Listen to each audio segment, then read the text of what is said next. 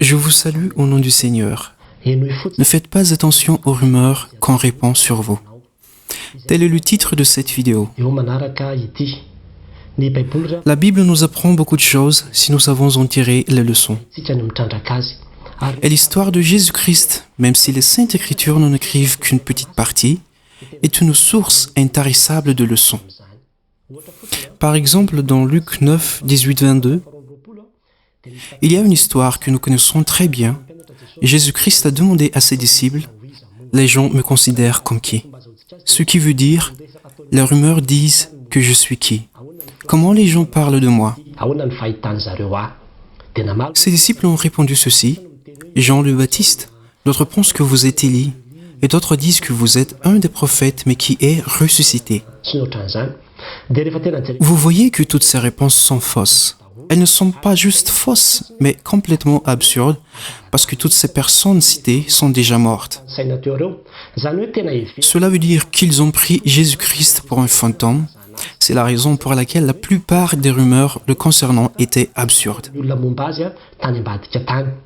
C'est Pierre ensuite qui a donné la bonne réponse en disant « Vous êtes le Christ de Dieu ». C'est cela la réponse exacte. Toutes les rumeurs en dehors sont des absurdités. Voici donc ce que nous devons savoir. Il y a une façon de faire que nous devons copier chez Jésus-Christ. Face à ces fausses idées, il a juste écouté. Il n'a même pas réagi aux rumeurs. Il n'a pas essayé de se justifier, de se défendre ou de blâmer les gens qui l'ont dit, mais il a juste écouté. C'est cet état d'esprit, sa manière de vivre, que nous chrétiens devrions apprendre.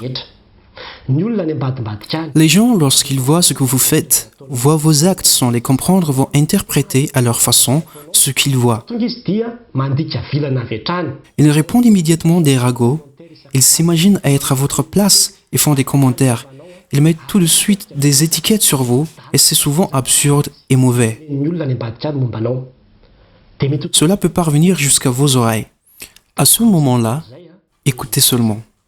Ne faites pas de commentaires, mais écoutez tout simplement comme Jésus-Christ le Seigneur a fait.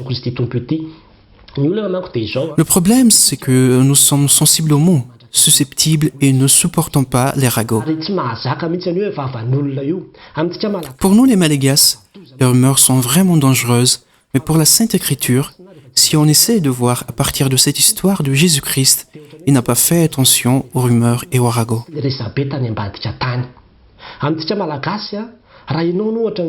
Pour nous les Malégas, par exemple, si on nous accuse de sorcellerie, cela devient une histoire sans fin, qui peut entraîner des confrontations, une dispute sans fin. Mais aujourd'hui, le Seigneur nous apprend, écoutez seulement les absurdités que disent les gens sur vous.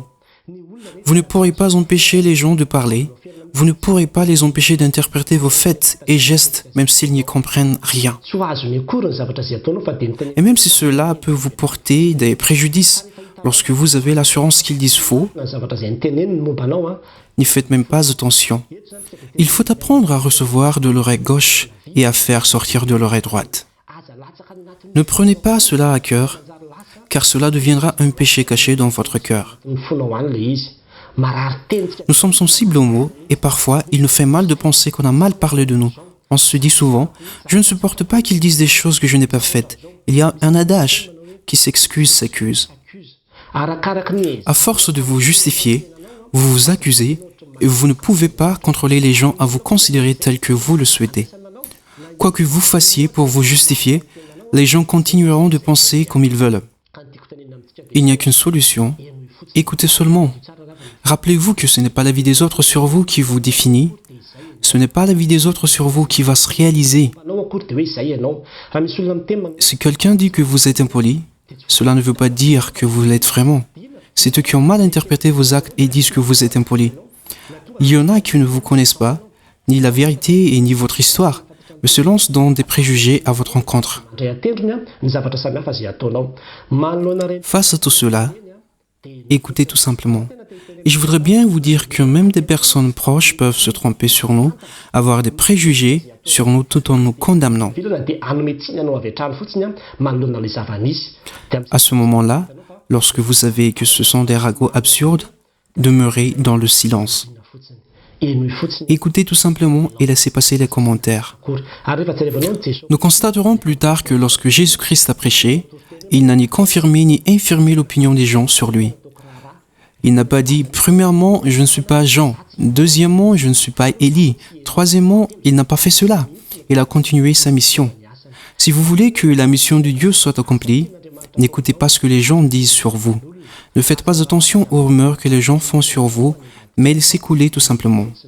Ne prenez pas à cœur parce que cela peut nuire à votre paix intérieure et à la poursuite de votre chemin. Ils finiront par se fatiguer et arrêteront d'eux-mêmes.